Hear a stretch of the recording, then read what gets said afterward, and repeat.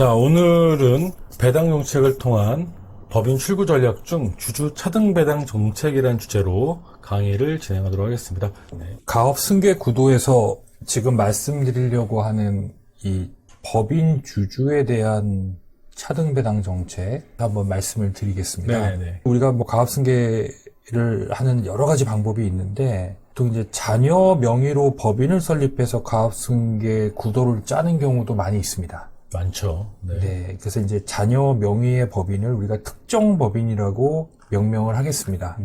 자, 이때 자녀에게 법인을 설립해 줄 때 자녀 등이 일단 대주주인 별도의 법인, 물론 이제 자녀가 임원까지도 할 수 있는지 여부는 고민해봐야죠. 네. 네, 이 전제는 가업승계이기 때문에 자녀가 대표이사 또는 사내이사거나 대주주인 경우를 말하는 겁니다. 자녀가 창업 요건에 해당이 되면 창업자금 과세 특례를 활용할 수가 있습니다. 그럼 5억까지는 세금이 없고 네. 30억까지는 10%의 세율을 적용합니다. 근데 만약에 이제 기존에 다른 이미 법인이 있어요. 그리고 그 법인의 자녀의 지분이 일부 있다면 이제 자녀의 지분율을 상향 조정하는 작업을 해야 되겠죠. 자, 두 번째는 그럼 이제 이 자녀 법인과 부모 법인 간에 어떠한 거래 관계를 맺을 것이냐가 이제 두 번째 관건이 되겠죠. 기존 법인의 규모는 점차적으로 축소되면서 동시에 기존 법인의 주가가 하락되는 구조의 구조를 만들어야 되겠죠. 그래서 이제 기존 법인은 자녀 법인, 아까 특정 법인이라고 했죠. 네. 대행 일감 몰아주기 또는 일감 떼어주기 등의 전략을 실행해서 손익가치는 떨어지겠죠. 네. 왜냐면 이제 매출이 옮겨지는 거니까 이거는 손익의 영향이겠죠. 손익가치에 영향을 미치는 거겠죠. 근데 이거는 이제 아까 말한 대로 이제 손익거래입니다. 그 두 번째는 뭐냐면 기존 법인은 이제 여기 말하는 이제 부법인을 말하는 거겠죠. 자녀 법인에 대한 차등 배당을 실시한다. 차등 배당을 실시하려면 뭐가 있어야 돼요? 주식이 있어요. 지분이 있어야 네. 되겠죠. 그러니까 이제 이 플랜을 실행하기 전에 법인 설립한 후에 이 법인이 기존 법인의 뭐를 취득한다? 지분을 일부 취득한다. 예. 지분을 취득한다라는 거는 양수를 받을 수도 있고, 또 부로부터 주식을 뭐예요? 법인이 증여받을 수도 있는 거죠. 네네. 네. 기존 법인은 매출도 특정 법인에게 이전시켜주고, 그죠? 그 다음에 특정 법인에 대해서 배당도 진행하기 때문에, 배당금도 지급하기 때문에 순 자산도 줄어드는 거죠. 쪼그라드는 거죠. 그렇죠. 네네. 특정 법인을 통해서 단순히 일감 몰아주기, 일감 떼어주기 해서 손익가치도 줄이고 배당을 해줌으로 인해서 순자산가치도 줄이는 두 가지 효과를 다 거둘 수 있는 거죠. 네. 다만 자녀가 실제 특정 법인의 대표자로서 역할을 실질적으로 할 수 있을 때입니다. 네. 그러니까 자녀를 그냥 바지사장처럼 이름만 앉혀놓고 하는 경우면 당연히 이건 세무상으로 문제가 되겠죠. 그래서 여기 보시면 회사 여건상 일감 몰아주기나 일감 떼어주기 등의 전략 실행이 곤란하거나 아니면 실행에 장기간이 소요되는 경우라면 그러니까 회사는 만들어줬어요. 근데 당장 자녀 회사가 자생력을 갖출 수 있도록 일감을 몰아주거나 일감을 떼어줄 수 없어요. 지금 상황이. 아니면 미미하게 장기적으로 가야 된다. 그러면 자녀 법인의 자생력을 갖추는데 그만큼 시간이 오래 걸리잖아요. 그렇지만 배당을 할 수 있는 거죠. 그러므로 위의 손익거래는 이제 영업이익이 될 거고 부회사로부터 받는 배당이익은 배당금 수입해가지고 영업 외의 수익이 되겠죠. 네.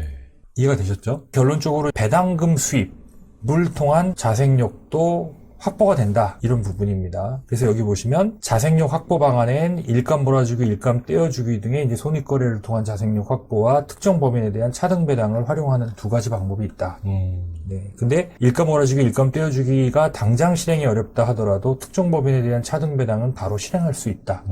그러면 결론적으로 이제 특정 법인의 자산가치, 손익가치가 늘어나게 되면 당연히 뭐예요? 주가가 상승하게 되겠죠. 네네. 그러면 특정 법인의 주가가 상승하는 만큼 뭐가 증가하게 될까요? 자녀의 재산가치가 증가할 수밖에 없죠. 속된 말로 총알도 많아지겠죠. 그렇죠. 네.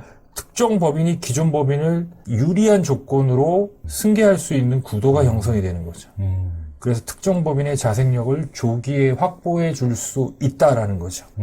그래서 특정 법인이 충분한 자생력을 확보하게 되면 이제 기존 법인을 승계한다. 승계는 어떻게 할까요? 기존 법인을 청산할 수도 있죠. 뭐 다 넘겨주고 나면 실질적으로 이제 법인의 유지 자체가 별 의미가 없다면 그냥 청산을 해도 청산에 대한 세부담이 없다면 껍데기만 남는 거죠. 그렇죠. 네. 아니면 이제 자녀가 그 회사를 양수받아서 인수를 하거나 아니면 합병을 하거나 아니면은 기존 법인이 아예 여기다 그냥 주식을 다 현물 출자를 해버리는 거죠. 지금 말씀하신 이게 가업 승계에 있어서의 어떤 전략의 전부를 다 말씀하신 것 같아요. 전통적으로 증여세 특례나 가업상속 공제가 나오기 전에도 이 방법을 많이 썼죠. 그래서 이런 방법을 통해서 지금 굉장히 큰 규모로 성장한 그런 기업들도 많이 있죠. 대기업들도. 실제 이제 재벌그룹에서도 이런 식의 방법을 많이 썼고. 그래서 여기 보시면 이제 특정 법인의 주식 가치가 상승하고 특정 법인 내의 유보금이 증가할수록 기업의 전체적인 가치가 늘어 커지잖아요. 네. 반면에 기존 법인의 가치는 더 줄어들고 그러니까 합병을 하게 되면 당연히 유리한 구도가 형성이 되겠죠. 그래서 특정 법인 중심으로 사업이 재편되는 효과를 누릴 수 있는 거죠. 여기서 차등배당 없이도 워낙 영업이익을 극대화시킬 수 있는 게 있다면 굳이 뭐 차등배당까지 고려 안 할 수도 있지만 사실 중소기업에서 그렇게 자녀 앞으로 법인 세워서 단기간에 자녀에게 큰 영업이익을 몰아줄 수 있는 사업 구조를 갖고 있는 업종이나 회사가 크진 않아요. 많지 않죠. 예, 그래서 그 부족한 부분은 배당으로 보완할 수 있다. 이게 이제 결론일 수 있습니다. 자, 그럼 예를 한번 들어볼까요? 자, 기존 법인에서 만약에 1억 원의 CU가 배당을 받았어요. 그런데 이제 소득세율 한 40%라고 가정해 볼까요? 그럼 이제 6천만 원만 세금을 받는 거죠. 네. 이건 균등배당으로 받았을 때 얘기입니다. 네. 그럼 이제 0.6억을 또 자녀한테 증여해 줘야 되잖아요. 근데 이제 이때 기존에 증여해 준 게 있어서 증여세율이 30%, 한계세율이 30%라고 가정을 하면 후에 0.42억이 자녀한테 귀속이 되는 거죠. 4,200만 원. 예. 자, 그러면 두 번째는 뭐냐면 이제 배당을 포기했어요. 1억을. 그리고 그 1억을 다 누구한테 줬다? 자녀한테 줬다고 가정을 해볼게요. 그러니까 차등배당을 1억 원을 해줬다고. 그러면 이제 소득세 있고요. 그 다음에 초과배당 해준 거에 대한 뭐가 있어요? 이제 증여세가 있죠. 그러면 세후에 남는 돈은 얼마다? 0.59. 그러니까 이거 차등배당을 하더라도 기존의 균등배당보다는 약간은 뭐예요? 맞네요. 큰 금액은 아니지만 한 1,500, 600만 원 정도는 그래도 더 유리하죠. 1,700만 원. 1,700만 원 적지 정도는 않죠. 절세 효과가 나타날 수 있죠. 예. 근데 이제 이거는 차등배당이 계속 반복이 되면 이 증여세가 뭐가 된다? 합산과세가 되기 때문에 계속 반복하게 되면 그때는 오히려 이 세금이 더 커질 수 있는 네. 상황이 되겠죠. 그러니까 첫 해년도만 비교하면 이제 증여세율은 낮게 시작되는 거니까요. 자, 그럼 만일에 이제 이 기존 법인이 특정 법인을 만들었다고 가정을 할게요. 그러니까 자녀 명의의 특정 법인을. 그럼 배당을 포기하면 법인은 뭐를 냈네요? 소득세라는 개념이 없다고 그랬잖아요. 네. 그러니까 1억은 어디로 들어가요? 자녀와 법인으로 들어가는 거겠죠. 그러면은 이게 자녀한테 1억을 배당을 법인에 1억을 해주면 1억이 전부 다 소득금액으로 잡히는 게 아니라 지분율에 따라서 이 회사 같은 경우는 이제 30%의 입금 불산입이 된다. 무슨 얘기냐? 1억이 소득금액으로 다 잡히는 게 아니라 1억 중에 70%만 뭐예요? 과표에 잡힌다는 얘기예요. 이게 어떤 경우만 30%인가요? 이게 이제 뒤에서 설명을 제가 드릴게요. 뒤에 또 있나요? 이게 예, 자회사 예, 지분율에 따라서 예. 30%, 50%, 100% 이렇게 됩니다.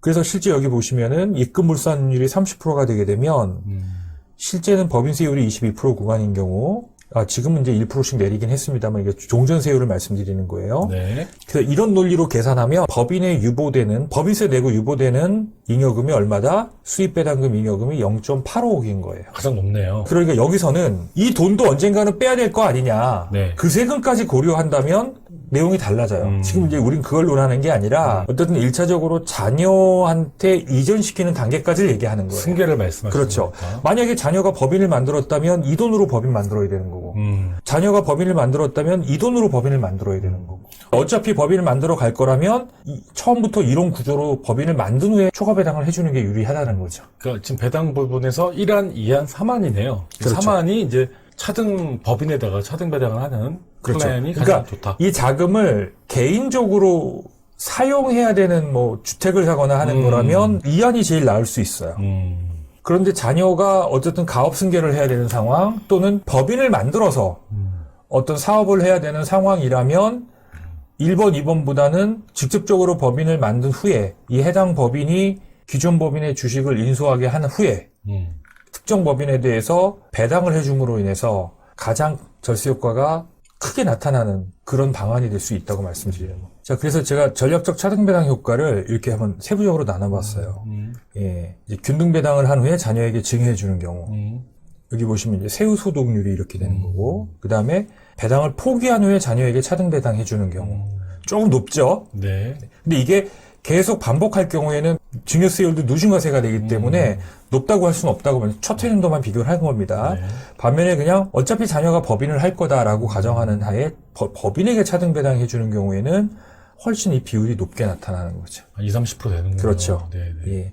그럼 결론적으로 지속 가능하게 해서 법인의 이런 유보금이 계속 쌓이게 되면 결국 이 자녀 법인의 기업 가치가 늘어나고 부회사의 지분 가치가 충분히 떨어질 수 있는 구조가 된다면 이때 이 회사의 주식을 다 팔아버려도 되고요. 네. 합병을 해도 되고요. 아니면 이제 더 이상 뭐 줄 것도 없고 받을 것도 없다면 그냥 청산을 해버려도 되는 거고.